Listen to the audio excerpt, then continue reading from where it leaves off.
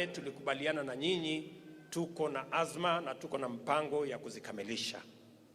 Niliona niseme hivyo kwa sababu ni vizuri ninyi kama watu wa Eastlands mjue ya kwamba serikali mliochagua inawakumbuka, mipango yenu imewekwa vizuri, na hatutasahau ahadi ya watu wa hapa Embakasi Central, Embakasi West, Embakasi East na zile constituencies zingine za Mathare ambazo ziko katika sehemu hii.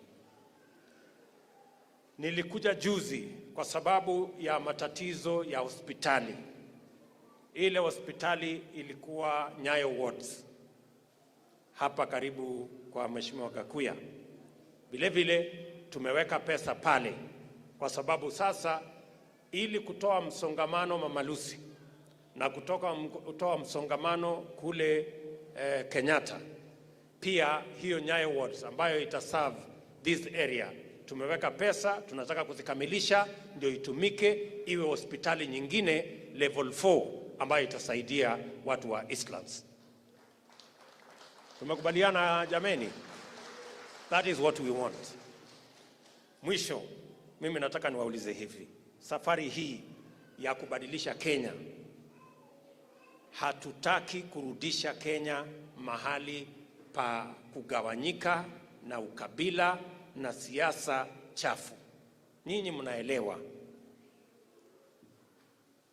Wakati tulitoka siasa duni ya ukabila 2007-2008, Mheshimiwa Uhuru Kenyatta rafiki yangu na mimi tuliketi chini na tukasema lazima tubadilishe msingi wa siasa ya Kenya. Tuondoe siasa ya ukabila na chuki na migawanyiko. Tuweke siasa ya sera ya maendeleo na kubadilisha maisha ya Wakenya. Na hatukurudi nyuma. Ni kwa sababu ya hiyo msingi tulikubaliana na Mheshimiwa Uhuru Kenyatta. Na wakati mimi niliamua ya kwamba nitamuunga mkono Mheshimiwa Uhuru Kenyatta awe rais wa 4 wa Jamhuri ya Kenya, watu wengi wakiwemo wale walikuwa mazishi jana waliniambia ya kwamba hakuna vile wewe unaweza kuunga mkono Uhuru Kenyatta kwa sababu yeye alikuwa eti ni Mkikuyu kama Mwai Kibaki ambaye alikuwa ofisini. Lakini niliwaeleza siku hiyo na ninawaeleza hata na leo ya kwamba niliunga mkono Mheshimiwa Uhuru Kenyatta sio kwa sababu ya kabila yake, sio kwa sababu alikuwa anawakilisha kabila yake, ni kwa sababu mimi na yeye tuliketi chini tukakubaliana kwa sera ya kuweka maendeleo Kenya hii ya barabara na reli na kuunganisha stima na kujenga technical training college na kuweka maji katika taifa letu la Kenya, ndio Kenya iwe bora kuliko vile ilivyokuwa wakati huo. Hiyo ndio sababu niliunga mkono Mheshimiwa Uhuru Kenyatta. Na nilimuunga mkono nikijua ya kwamba Mwai Kibaki alikuwa ofisini, na ilikuwa ni makusudi ndio tuweze kuondoa siasa ya ujinga ya kuweka watu katika mirengo ya kabila. Mimi nataka niwaulize, hatuwezi, na nataka nirudie, hatuwezi kurudi katika siasa ya ukabila. Kenya hii itapiga hatua ya kwenda mbele. Kila kiongozi, kama unatafuta MCA, kama unatafuta mjumbe ama governor ama senator ama women rep ama rais, usitafute uongozi kwa sababu ya kabila yako. Hauwezi kuwa kiongozi eti kwa sababu unawakilisha kabila yako. Tafuta uongozi kwa sera na agenda yale utafanyia Wakenya. Wakenya watachagua sera, sio kabila. Na mimi nataka niwapatie free advice wale wote ambao wanaota ndoto eti watatembea na kabila yao, eti watatuuzia ati wao wana represent kabila yao, ya kwamba Wakenya wamechanuka na Wakenya wanataka kujua sera ni gani, ideas uko nazo, kama uko na track record ndio waweze kukuchagua. So mimi nawauliza, kwa sababu nasikia sasa tumeanza tena eti kurudi nyuma kuongea mambo ya makabila. Sisi wote, mimi William Ruto nikiweko, tunatafuta uongozi sio kwa sababu ya kabila yako ama kwa sababu unawakilisha kabila yako, ni kwa sababu either uko na sera, uko na mpango, ama kama huna, basi wananchi hawa watajua vile wataamua. Tunaelewana jameni? Na mimi nataka niseme hivi, ya kwamba saa hizi kuna msukosuko, kuna matatizo, watu wamechanganyikiwa kwa sababu tumesema lazima tubadilishe mazungumzo na mjadala katika taifa letu la Kenya. Tumesema hivi, na watu wengi saa hizi wale ambao wamezoea kutuuzia ukabila, saa hizi wamepata wasiwasi kwa sababu biashara yao ya ukabila na bei ya ukabila Kenya imepungua, na hasara itapatikana kwa biashara yao, kwa sababu Wakenya hawataki kuuziwa ukabila tena, wanataka kuuziwa sera, na wanataka kujua maisha yao itabadilika vipi, changamoto walizonazo itashughulikiwa vipi, na uko na mpango ya kushughulikia mahitaji yao na changamoto zao, na uko na suluhu ya yale mambo yanahitaji, ama wewe unatuuzia tu kabila yako na mambo duni ya kusema wewe unatoka sehemu fulani. Mimi nataka niseme hivi kwa marafiki zetu, hii mjadala lazima tutabadilisha. Mujipange, mkuwe tayari, kwa sababu nyinyi mnataka kutuuzia mambo ya makabila. Mahasla wa Kenya wana biashara na makabila, wanataka kujua biashara yao ya kuuza mboga ama ya bodaboda ama ya kiosk ama ya saloon ama hiyo ingine itaendelea namna gani. They have no business na mambo ya makabila. Jambo la pili, msituambie tutakuwa tunaongea mambo ya viongozi na interest zao. Lazima katika hiyo mjadala tuongee mambo ya wananchi na mahitaji yao na shida zao. Jambo la tatu, hamuwezi kutuambia tutaongea mambo ya mamlaka na vile viongozi watagawana mamlaka. Vile vile katika hiyo meza lazima tuongee mambo ya mwananchi mdogo, empowerment ya mwananchi mdogo, opportunity ya mwananchi mdogo na biashara yake. Atafanya biashara vipi? Atasaidiwa kufanya biashara vipi wakati viongozi wanazungumzia mambo ya kugawana mamlaka? Jambo la nne, vile wanataka tuongee mambo ya vyeo na vile viongozi watagawana vyeo, sijui prime minister, sijui deputy prime minister, sijui rais na hiyo ingine. Lazima pia tuongee mambo ya kazi kwa mamilioni ya vijana wa taifa la Kenya ambao hawana matumaini. Kwa hivyo jameni, tuvumiliane, kwa sababu lazima tuongee hii maneno, na tunasema ya kwamba haja yetu ni kuhakikisha ya kwamba katika meza mahali mambo ya Kenya inajadiliwa, itazungumzwa mambo ya wale, lakini pia mambo ya wananchi lazima izungumzwe pale, na hiyo meza lazima itutoshe sisi wote. Kila mtu lazima akuwe katika hiyo meza. Tunaelewana jameni? Iko makosa tukisema sisi wote tuketi katika meza moja.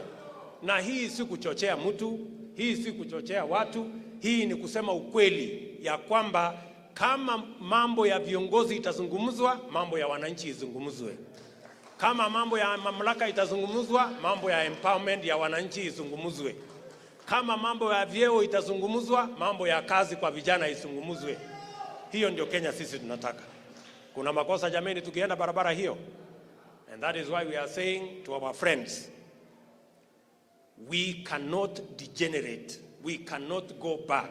When I supported Uhuru Kenyatta, it was not because of his tribe. It was not because he represented any tribe. It was because we agreed on an agenda and on a program that would transform this nation. And I supported Uhuru Kenyatta when President Kibaki was in office. Many of the people who were talking yesterday, they were the ones who are telling me, you cannot support another Kikuyu. And I told them, I am not supporting Uhuru Kenyatta because of his tribe. I am supporting Uhuru Kenyatta because we have a plan that would transform this nation. They were telling me that you cannot support Uhuru Kenyatta because he is not only a Kikuyu, but he is also the son of a former president. But that is not what we are looking for. We are looking for how to change this nation. And therefore I want to tell them, my friends, you better be prepared for the new conversation we are going to have in Kenya. Don't tell us about tribes. We want to have a conversation about every hustle. Don't tell us that we are going to discuss power. Yes, as we discuss power to be shared by the big boys and by the leaders, we must also have a conversation about empowerment and opportunity for ordinary people to chase their dreams as well. And you cannot tell us we are going to have a conversation about positions only. Prime Minister, I don't know, President and the rest. We must have a conversation, a serious conversation about millions of people who do not have jobs. And when are they going to have jobs? Every family has 2 to 3 young guys who have finished school, but they have no jobs. It is their time for us to have a conversation about them also. And therefore, when we say, for the first time in Kenya, we are going to have a conversation that will involve everybody, an inclusive conversation. Don't drive us the narrative of exclusion, of telling us about tribes and tribal chiefs. My friends, hiyo watu wajinga wameisha Kenya, haiwezekani tena. We are going to have a conversation, an inclusive conversation, and all cards will be on the table. Nobody is going to be absent. And the table is big enough for all of us to sit and have an honest national conversation about everybody. And that is what I am saying. That is what the Hustler Nation is saying. The Hustler Nation is saying this country belongs to all of us, and we must all sit at the table where we are going to have a honest national conversation. And let me say this for the record. It is not a must. It is not a condition that William Ruto or anybody must be president, but it is a must that we must all sit on the table. It is not negotiable. It is not negotiable that we can continue to have an exclusive conversation about few people and about some tribes and about some leaders. We are going to have a honest national conversation. And that is what the Hustler Nation is about. It is not a threat to anybody. It is not incitement of any nature. We are just going to have a honest conversation, all of us on a table, so that we can agree on how to move Kenya forward. If anybody is uncomfortable with that conversation, if that conversation is difficult for whatever reason, unfortunately, we must have it. It is not something that we can avoid. So let us all be ready to have that conversation. Tunaelewana jameni? Tukisema tukae sisi wote kwa meza iko makosa? Na hiyo ndio sababu mimi ninasema mimi ni naibu wa rais wa Kenya. So ile mimi ninasema sio ya kwamba nimekumbuka hapa. Hiyo ni maneno, najua what I am saying. Na mimi najua inawezekana. Sijui kama tunaelewana. Tuko pamoja? Tutatembea hii safari pamoja. Na mtu asiwatishe. Unajua hii Kenya watu wanatishana. Mimi na viongozi wengine wengi hapa tumehangaishwa na mambo mengi. Tumeshurutishwa na mambo mengi. Wengine wamepelekwa kotini. Wengine wametolewa katika nafasi ya uongozi katika huko bunge. Wengine wamefungiwa account zao. Wengine wametumiwa KRA. Ati ndio tusikue na mjadala ya Wakenya wote. Mimi nataka niwaambie, hatuwezi kata tamaa, hatuwezi rudi nyuma. Hii mjadala lazima tukue naye. Na mimi na hawa viongozi hatutachoka until we have this conversation. So, my friends, don't waste your time with threats. Don't waste your time with blackmail. Don't waste your time with everything you are doing. You can do it as much as you want, but we must change this country, and we must change the conversation. And we are going to have a table where every Kenyan is going to sit and where every issue is going to be discussed. It shall never be an exclusive table anymore. It is going to be an inclusive table that involves everybody. Tunaelewana? Tuko pamoja? Sasa nyinyi watu wa Westlands, mimi nataka niwaulize. Mimi nimekuja hapa siku nyingi, tumekuja na Meja Ndong, tumekuja na Swagmaster, tumekuja na Gakuya, tumekuja na wengine. Kwa sababu wenye kuamua viongozi katika Kenya ni wananchi. Ni kweli ama si kweli? Sasa kuna watu wengine wanaambiwa watapatiwa uongozi kwa boardroom. Wengine watapatiwa uongozi kwa kutumia sijui kwa baa fulani. Ati kuna wengine watapatiwa na system. Ati kuna wengine watapatiwa na deep state. Sasa sisi tunasema sisi tuko tayari. Sisi tunajua uongozi inatoka kwa Mungu na wananchi. Hiyo yao watoe mahali watatoa, tutakutana kwa kiwanja. Tushakubaliana? Mimi nawauliza kwa unyenyekevu. Hivi karibuni tutakuwa na uchaguzi hapa Nairobi. Na sisi tunataka kuchagua mtu Nairobi ambaye anaelewa shida ya mahasla. Hatutaki mtu ya kubebewa na kuletewa. Nyinyi watu wa Nairobi mtaamua kuchagua kiongozi ambaye atashughulikia mambo ya mahasla. Mko tayari? Huyu Margaret Wanjiru ndio candidate wetu ya mahasla ya Nairobi. Na sisi wote tutasimama nyuma yake. Sijui kama tunaelewana. Tutasimama pamoja. Na mimi nawahakikishia ya kwamba safari hii Nairobi tutainyorosha. Ili Nairobi iwe ni capital city ya Kenya. Na iwe ni mahali ambapo sura ya Kenya na heshima ya Kenya itaonekana katika city ya Nairobi. Sitaki kusema kuzidi hapo. Mimi nataka niseme asante sana kwa kunisikiza, na mimi nitarudi tena na tena na tena mpaka tukamilishe mambo ya Eastlands, na tuko pamoja. Nawapenda sana na nawatakia baraka ya Mungu. Thank you very much.